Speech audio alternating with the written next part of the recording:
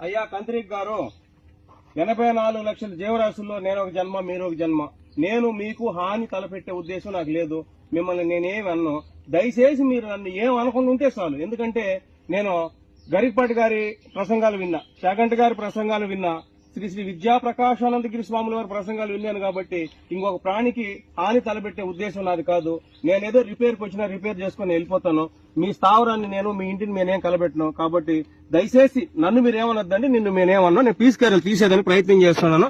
కంత్రిక్ గారు నమస్తే. నమస్తే. దయచేసి నన్నేమనొద్దండి, నేను మిమ్మల్ని. ధన్యవాదాలు కంత్రిక్ గారు. మీరు నాకు సహకరించినందుకు సదా మీకు నేను కృతజ్ఞత భావంతో ఉంటాను. నా చెయ్యి మీ పక్కన దగ్గరున్న మీరు ఎందుకు స్పందించలేదంటే అది నా కళ్లల్లో మీరు సూటిగా చూసినా చెడు చేసే గుణం నాలో లేదంటే నేను ఎన్నో ఆధ్యాత్మిక విషయాలు వినున్నాను, ఆచరిస్తున్నాను. కాబట్టి దయచేసి మీరు నా చెయ్యి కూడా మీకు అందించినాను. దయచేసి మీరు నన్ను ఏమనొద్దండి. ఓకే, ధన్యవాదాలు కంత్రిక్ గారు. ధన్యవాదాలు. నమస్తే. నమస్తే. నమస్తే.